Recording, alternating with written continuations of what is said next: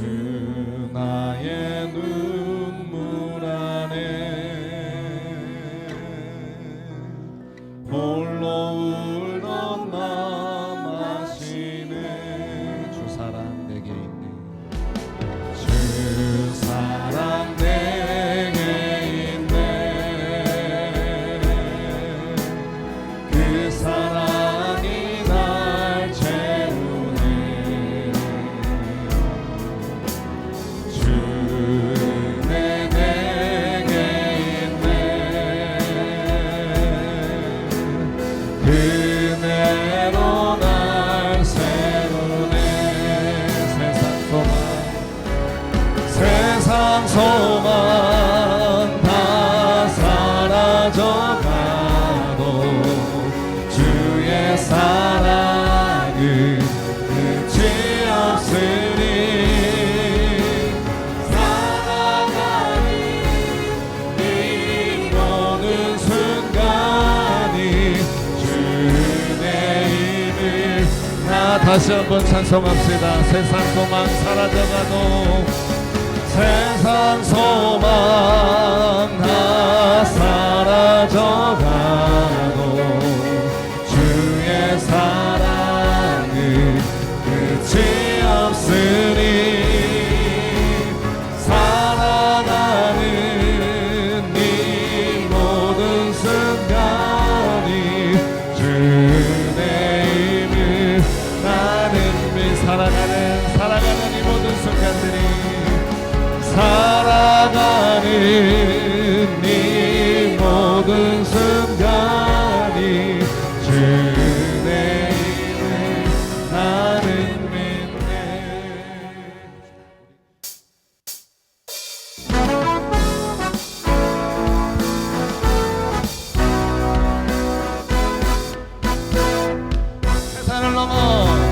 세상을 넘어 언덕에 가도 빛 가운데로 걸어가며 주께서 항상 지키시기로 약속한 말씀 변치. 하늘의 영광 하늘의 영광 하늘의 영광 나의 맘속에 잠들어 할렐루야를 힘차게 불러 영원히 주를. 다시 한번 하늘의 영광 하늘의 영광 하늘의 영광 나의 맘속에 차고도 넘쳐 할렐루야를 힘차게 불러 영원히 주를. 주 예수 내 맘에. 오늘 요한복음 6장 11절 말씀 함께 읽었는데 너무나 잘 알고 있는 오병이어 기적 이야기입니다. 이 오병이어의 기적 이야기는 예수님께서 행하신 수많은 기적 이야기 중에 유일하게 마태, 마가, 누가, 요한, 복음, 사복음서에 기록되어져 있는 기적인데 마태, 마가, 누가, 요한에 다 기록되어 있다는 것은 중요하다는 걸까요? 중요하다는 걸까요? 중요하다는 거죠. 중요하죠. 그런데 이 요한복음에 나오는 오병이어의 기적 이야기 빼고 또 사복음서에 다 나오는 스토리가 하나 있어요. 예수님께서 십자가에 달려 돌아가시고 부활하신 이야기. 그러니까 우리 기독교는 예수님의 부활, 십자가에서의 희생과 부활로 말미암아 태동된 종교인데, 기독교인데 그 사복음서에 다 나와 있는 예수님의 이야기, 예수님의 부활 이야기만큼 중요한 이야기이기 때문에 이 지금 오병이어의 기적 이야기가 사복음서에 다 나와 있다고 하는 거죠. 그것만 보더라도 이 기적 이야기가 얼마나 중요한 이야기인지 우리가 알 수 있다는 겁니다. 교회도 중요한 게 있습니다. 중요한 게 있다고 하는 것은 조금 덜 중요한 게 있다는 거죠. 교회에서 가장 중요한 게 뭡니까? 예배. 할렐루야. 아멘이시죠? 교회에서 가장 중요한 거 예배예요. 예배 시간에 뭐 합니까? 찬양하고 기도하고 말씀 나누죠. 그래서 이게 교회의 가장 중요한 본질이기 때문에 다른 거 다 제쳐주고 예배하는 데 앞장설 수 있는 저와 여러분 되시기를 주의 이름으로 축복합니다. 그러니까 교사도 중요하고 찬양대도 중요하고 주방에서 밥 만드는 것도 중요하고 밖에 나가서 봉사하는 거 다 중요한데 그중에 제일 중요한 게 뭐다? 예배다. 그러면 예배를 드리고 봉사해야 됩니까? 예배 드리지 않고 봉사해야 됩니까? 예배 드리고 봉사해야 되는 거예요. 그러니까 우리가 함께 와서 하나님의 거룩한 사명을 감당하기 전에 예배 드리지 않으면 그것은 본질을 잃어버린 거죠. 중요한 걸 놓쳐버린다고 하는 거죠. 사역도 중요하고 봉사도 중요한데 사역하지 않아도 봉사하지 않아도 예배를 먼저 꼭 드려야 되는 것을 마음속에 기억하시기를 주의 이름으로 축복합니다. 저는 모교회가 100년 넘은 교회예요. 사역한 교회도 100년 넘은 교회. 그랬더니 교인들이 자꾸만 교회에 예배드리러 오는 게 아니라 뭐하러 와요? 일하러 와요. 일하러.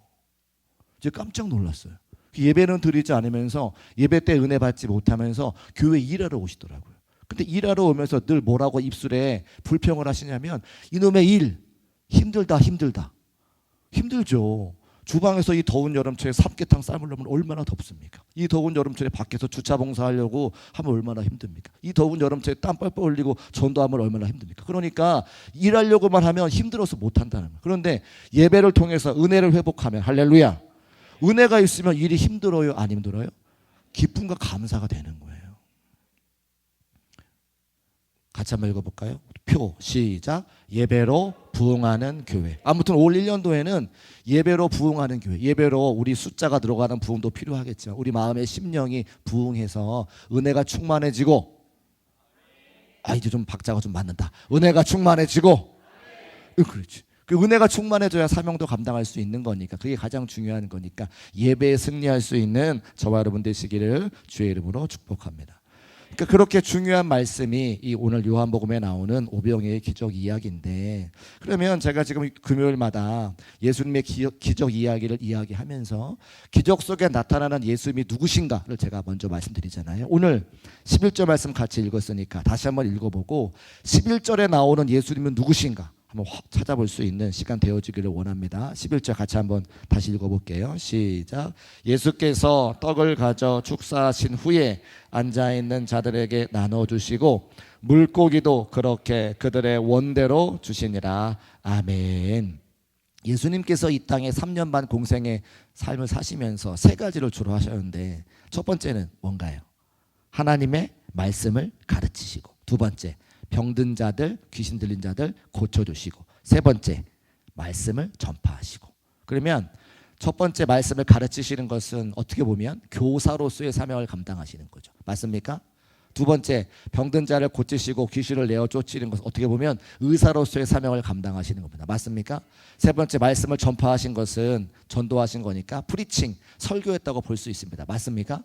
그럼 예수님께서 이 땅에 오셔서 세 가지 사역을 감당하시는 것은 교사요, 의사요, 설교자로서의 사명을 감당하시는 거죠. 영어로 말하자면 먼저 가르치시는 것은 teaching, 그 다음에 고치시는 것은 healing, 그 다음에 전파하신 말씀 전하시는 거니까 preaching. 우리가 알고 있는 세 가지 사역을 감당하셨는데 오늘 말씀의 11절에 보니까 교사도 아니고 의사도 아니고 설교자도 아니라 다른 예수님의 모습이 나오는 거예요. 무슨 예수님의 모습이 나오냐면 같이 한번 따라 하실까요? 먹이시는 아버지. 오늘 11절 말씀은 우리에게 공생애소의 교사와 의사와 설교자의 모습이 아닌 먹이시는 아버지의 모습을 우리에게 보여주신다고 하는 거죠. 어떻게 해요? 자, 예수께서 뭘 가져서? 떡을 가져서 축사하신 후에. 자, 저 떡이라고 하는 단어는 사실 한국적으로 번역이 되어 있으니까 그렇지 원래는 이스라엘에 떡이 어디 있어요? 떡은 한국 사람들만 좋아하는 거지. 그죠? 떡은 없어요. 빵이죠, 빵. 근데 빵이 어떤 빵이냐면 인도 음식 중에 난이라고 하는 게 있습니다. 밀가루를 얇게 펴가지고 또 뭐 멕시코에 가면 또띠아. 또띠아라고 하는 게 얇게 펴른 밀가루 떡에다가 반죽에다가 그 안에다가 뭐 여러 가지 다양하게 넣어가지고 돌돌돌 말아서 먹는 걸 또띠아라고 하잖아요.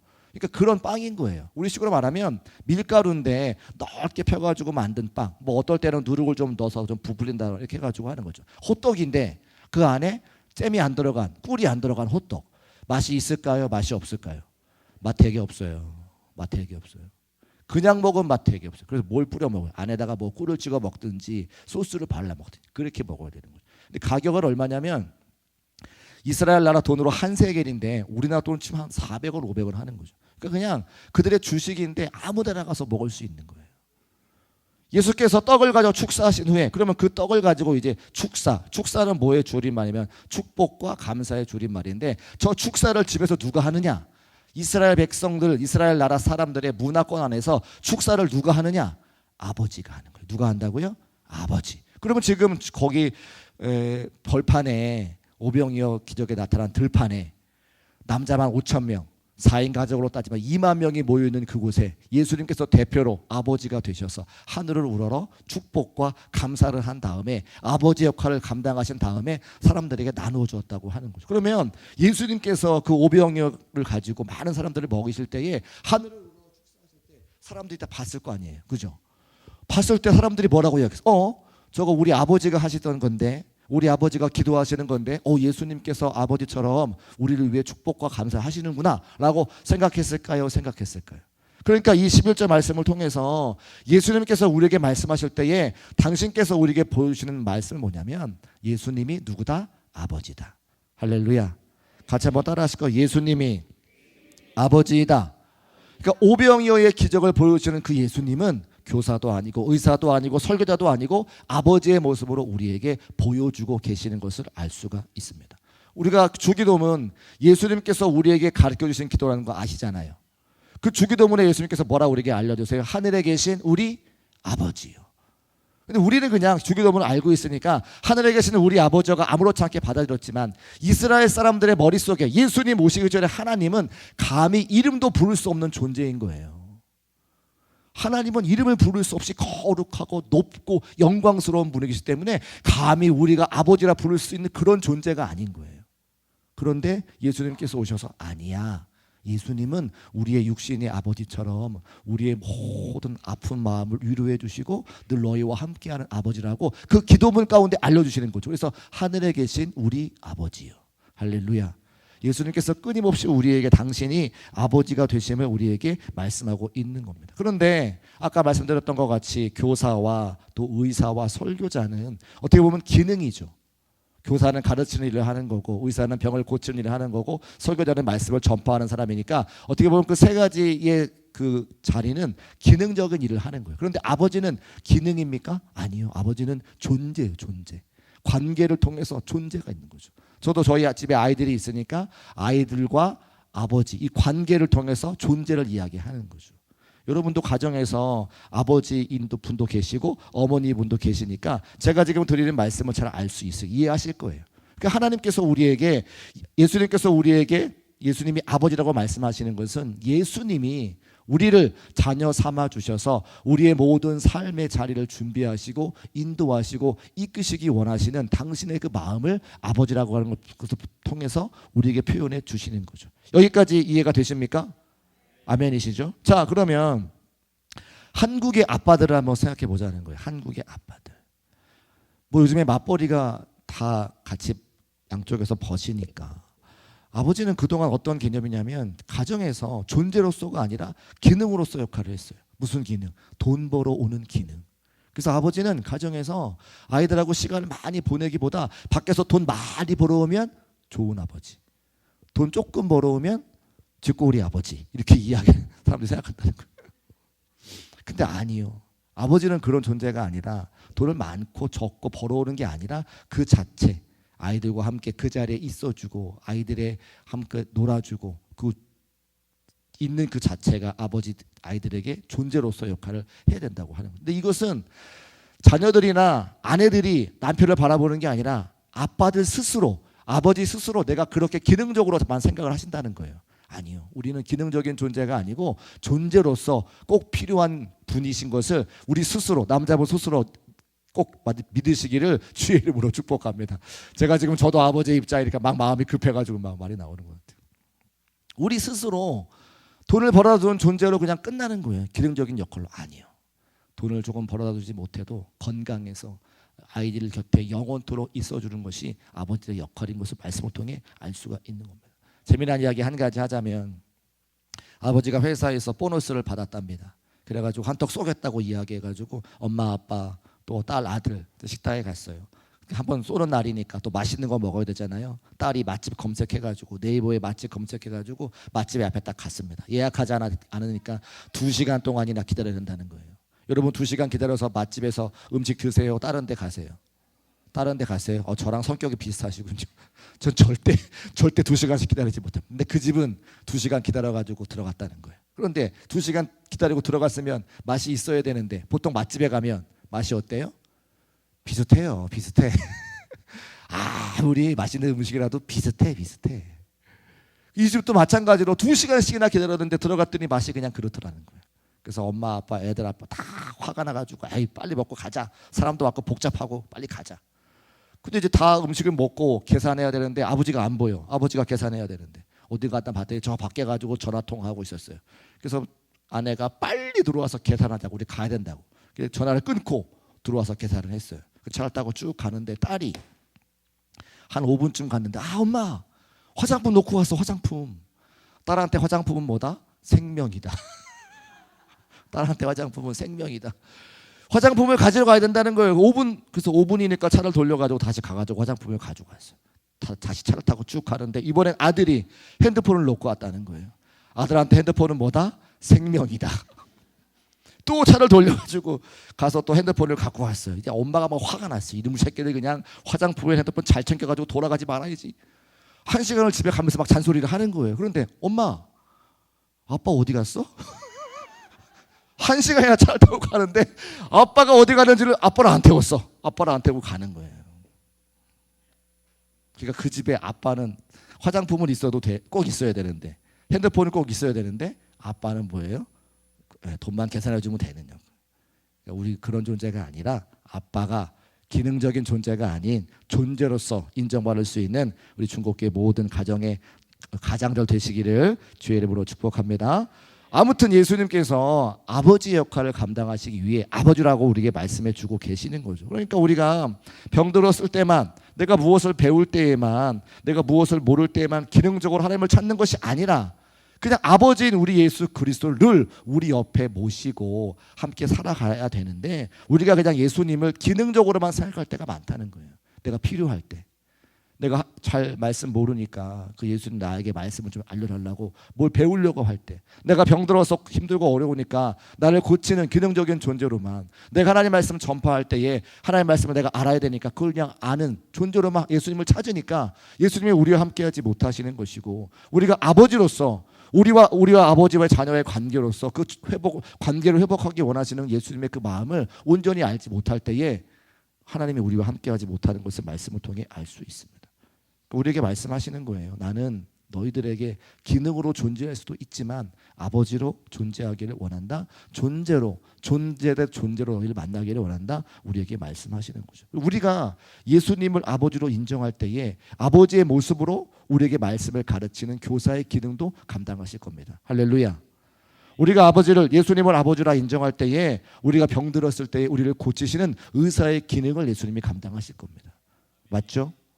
우리가 아버지로서의 그 예수님을 만날 때에 우리가 말씀을 가르칠 때 우리와 동역해 주셔서 그 말씀을 힘있게 가르치는 설교자의 역할을 우리 감당하게 하실 거라는 거예요. 그러니까 오늘 우리가 이 시간에 무엇 해달라 요청하기 그 이전에 예수님은 나의 아버지가 되십니다라고 관계를 먼저 고백할 수 있는 복되고 귀한 시간 되시기를 주의 이름으로 축복합니다. 자, 그러면 예수님은 아버지신데 그 아버지신 예수님을 우리 삶에 가까이 하려면 내가 어떻게 해야 되느냐, 그게 중요하겠죠. 오늘은 조금 반대로 생각해 보려고 하는데, 그러면 예수님은 우리에게 아버지가 되기를 원하시는데 우리가 어떻게 하면 예수님이 우리에게 아버지가 아니신가를 먼저 한번 이야기해 보려고 해요. 오늘 성경에 보면 요한복음 6장에 중요한 인물 4사람이 나옵니다. 예수님이 나오고 한 아이가 나오고 빌립이 나오고 안드레가 나옵니다. 한 아이는 조금 이따가 살펴보기로 하고 빌립과 안드레 이야기를 해보려고 하는데, 오병이어의 스토리를 다 아시니까, 다 알고 계시니까 제가 문제 하나 내볼게요. 안드레와 빌립과 안드레, 이 두 사람이 예수님의 마음에 합한 사람이 누굴까? 자, 오병이어의 스토리는 다 아시니까 빌립과 안드레 중에 누가 더 예수님의 마음에 합당한 사람인가를 한번 여쭤보는 거예요. 자, 1번 빌립, 손 한번 들어볼까요? 빌립이 더 예수님께 마음에 합한 사람이다. 아무도 없어요. 아무도 안 드실 것 같으네요. 자, 2번 안드레. 손 드셨습니다. 예, 안드레가 좀 더 인기가 있군요. 3번 둘 다다. 3번 둘 다. 사실은 정답은 없어요. 정답은 없어요. 안드레 빌립 둘 다 예수님 마음에 들지 않았는데 왜 그런가 제가 좀 설명을 드려야 됩니다. 5절 말씀 올려주시고 같이 한번 읽어보겠습니다. 5절 말씀 함께 읽어볼게요. 시작.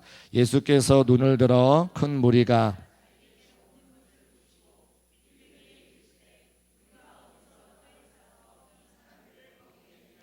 자, 예수님께서 빌립에게 질문하시는데 질문의 핵심이 뭐냐면 어디서 떡을 사서 어디서가 중요하죠. 어디서 떡을 사겠느냐 빌립에게 물어보시는 겁니다. 근데 대답을 7절에 하는데 빌립이 대답을 합니다. 7절에 시작. 빌립이 대답하되 각 사람으로 조금씩 받게 할지라도 200데나리온의 떡이 부족하니이다. 대답을 하는데 각 사람으로 조금씩 받게 할지라도 이것은 어디서가 아니라 어떻게를 말하는 거잖아요. 그죠? 어디서 떡을 구하겠니? 그러면 뭐 어디 시장이요, 어디 가게집이요, 어디 제과점 이렇게 얘기해야 되는데 각 사람으로 조금씩 받아야 됩니다. 어떻게? 200데나리온이 필요합니다. 어떻게? 그죠? 그러니까 예수님 하시는 질문에 엉뚱한 대답을 하고 있는 빌립의 모습을 볼 수가 있습니다. 그러니까 빌립은 예수님의 질문을 잘 듣지도 않았고 제대로 원하는 대답을 하지도 못했으니까 이런 거예요. 예수님 현실을 모르시는 것 같아요. 지금 어디서 사느냐가 중요한 게 아니고 파는 데가 있어도 200데나리온이나 부족해가지고 다 못 삽니다. 이 사람들 못 먹여요. 지금 그렇게 이야기하는 거죠. 예수님께서 원하시는 대답은 아닌 거예요. 그 중에 빌립과 대화하는 중에 안드레가 갑자기 또 이야기합니다. 안드레가 이제 질문도 안 했는데 보리빵 5개, 떡 5개하고 물고기 2마리 들고 와서는 예수님의 대답을 이렇게 하죠. 8절과 9절 말씀 같이 읽어볼게요. 시작. 제자 중 하나 곧 시몬 베드로의 형제 안드레가 예수께 여짜오되 여기 한 아이가 있어 보리떡 5개와 물고기 2마리를 가지고 있나이다. 그러나 그것이 이 많은 사람에게 얼마나 되겠사옵나이까. 그러나 이것이 이 많은 사람들에게 얼마나 되겠사옵나이까. 다 먹일 수 없습니다. 우리가 얼마나 되겠사옵나이까 이렇게 하니까 굉장히 공손하게 말하는 것 같잖아요. 근데 아니에요. 굉장히 공손하게 말하는 게 아니고 천주교랑 같이 번역한 공동성서라고 하는 게 있거든요. 거기에 보니까 이렇게 돼 있더라고요. 예수님 이걸로 뭐 되겠습니까? 이거 뭐 아무 소용도 없는 거잖아요. 예수님 이건 아니에요. 방법이 없습니다. 가능하지 않은 거예요. 그 쉽게 얘기하자면 껌을 짝짝짝 씹으면서 다리를 하나 이렇게 흔들면서 예수님 이건 아니에요. 이건 안 되는 겁니다. 이런 식으로 말했다는 거죠. 불경스러워도 아주 불경스럽게. 아예 예수님께서 말씀하시는 곳에 예수님께서 그 배고픈 사람들의 심정에 공감하시면서 안타까운 마음 가지고 말씀하시는데 그것에 전혀 공감하지 못하는 빌립과 안드레의 모습을 보게 되는 거예요. 두 사람 다 예수님께서 원하시는 사람이 아니었습니다. 그런데 예수님의 그 마음에 공감하고 그 진심이 통한 사람이 누구냐면 조그마한 아이라고 하는 거예요. 자, 지금 2만 명이 모여 있습니다. 남자만 5천 명, 가족으로 따지면 2만 명. 그런데 안드레가 8절 9절의 말씀 보니까 보리빵과 물고기를 들고 있는 한 아이를 탁 찾아가지고 그 빵과 물고기를 가져갔을까요? 수많은 2만 명이 있는 사람 중에 보리떡 갖고 있는 아이, 그 물고기 갖고 있는 그 아이를 탁 잡아가지고 데려갔을까요? 아니면 안드레가 여기 서 있는데 아기가 그 조그마한 어린아이가 사도님, 안드레 사도님 제가 작지만 떡 5개 물고기 2마리 갖고 있어요. 이거 사용해 주세요. 이게 나왔을까요? 후자죠, 후자. 어떻게 그 수많은 사람들이 있는데 안드레가 무슨 능력으로 보리떡 갖고 있는지 물고기 갖고 있는지 어떻게 알아요? 갖고 있는 그 어린아이가 작은 거지만 내어놓는 헌신이 있기 때문에 자기가 먼저 안드레한테 나왔으니까 안드레가 만난 거지 안드레가 찾을 수가 없어요. 상황적으로. 그러니까 이 아이는 예수님과 제자들이 지금 이 수많은 군중들을 먹이려고 하는 그 상황 가운데 자기가 갖고 있는 것을 가지고 자발적으로 나왔다는 거예요. 그러면 예수님의 마음에 누가 공감한 겁니까? 이 어린아이가 공감한 거죠. 예수님께서 배고픈 사람들의 마음을 어떻게 아실까요? 예수님께서 공생에 시작하면서 누구에게 시험 받으시죠? 사탄에게 시험 받아 40일을 어떻게 하셨어요? 금식하셨어요. 이 땅에 오셔가지고 가장 먼저 경험한 경험이 뭐예요? 배고팠던 거예요. 그 빈들에 앉아있는 수많은 사람들의 배고픔을 예수님이 누구보다 정확하게 아는 거죠. 근데 그 배고픔을 빌립과 안드레는 전혀 공감하지 못하고 누가? 그 굶어본 아이. 아까 이야기했던 난 같은 그 보잘것없는 빵을 먹고 사는 그 아이. 여기 우리가 보이는 생선은 사실은 지금 우리식으로 따지면 멸치 같은 작은 생선이에요. 먹을 게 없으니까 소금에 절여가지고 그 맛없는 밀가루 빵과 소금을 먹는 그 아이, 그나마 그마저도 없어가지고 날마다 굶었던 그 아이가 그 수많은 사람들의 배고픔과 예수님의 배고픔에 공감하여 제가 진심으로 그 떡을 가지고 나왔을 때 하나님의 기적의 역사가 나타났다고 하는 거죠. 우리가 하나님을 그 오병이어의 기적의 하나님을 만나려면 그 예수님의 진심이 우리 마음이 돼야 되는 줄로 믿습니다. 예수님의 마음, 그 진실한 마음에 우리가 공감이 돼야 되는 거죠. 그럼 진심은 뭐냐? 진심은 거짓이 없는 참된 마음일 텐데, 그러면 예수님께 진심인지 진심이 아닌지 어떻게 알 수가 있느냐? 여러분, 그 어린아이가 갖고 있는 떡, 보리떡과 물고기는 그 아이에게 전부였어요. 전부. 그죠? 전부였죠. 그러니까 진심은요, 전심이에요. 진심은 내 마음에서 무언가 우러나오면 내가 갖고 있는 것 다 드리게 되어 있어요. 이번에 단기 선교 지난 2월에 갔을 때에 제가 돌아올 때 말입니다. 돌아올 때 지갑 안에 있는 한국 돈, 바꾼 태국 돈 다 털어가지고 다 선교사님 주고 와요. 우리 단기 선교팀원들. 제가 얘기한 게 아니에요.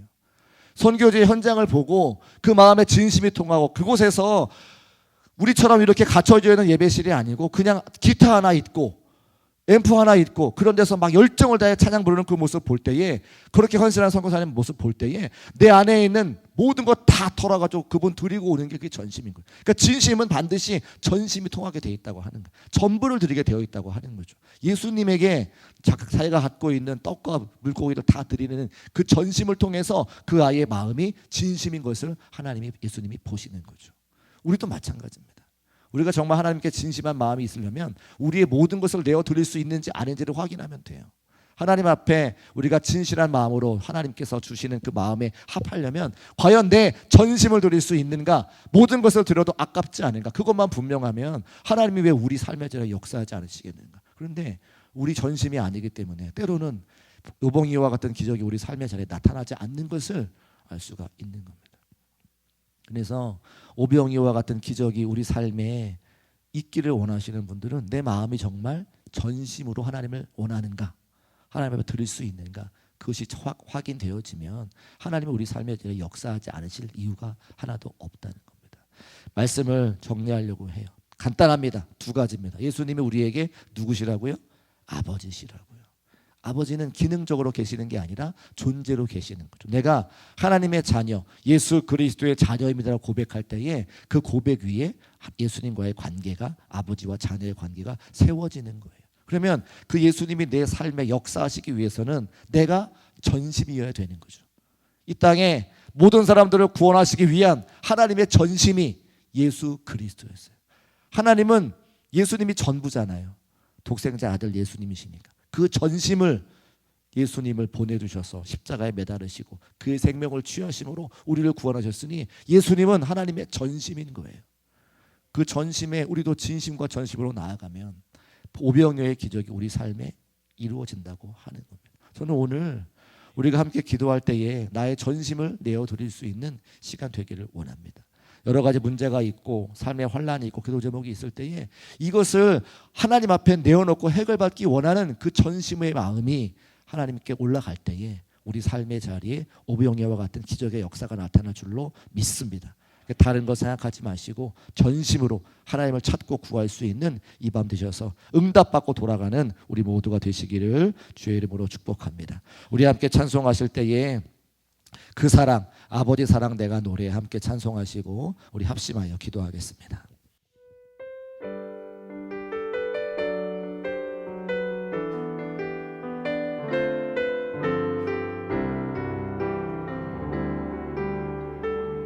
아버지 사랑 내가 노래해, 아버지 사랑 내가 노래해, 아버지 은혜 내가 노래해, 그 사랑 변함없으신 거짓 없으신 성실하신 그 사랑, 상한 갈 때 꺾지 않으시는, 꺼져가는 등불 끄지 않는 그 사랑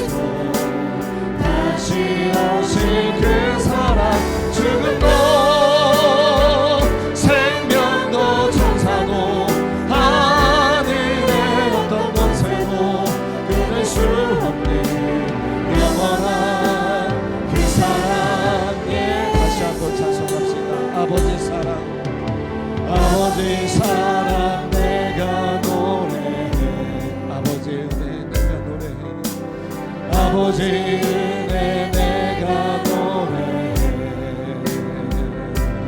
그 사랑 변함없으신 거짓 없으신 성실하신 그 사랑 상한 갈 때 꺾지 않으시는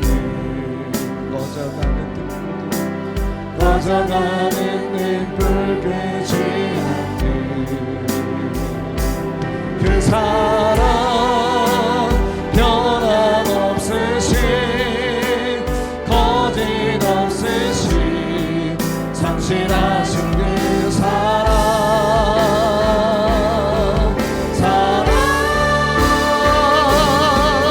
그 사랑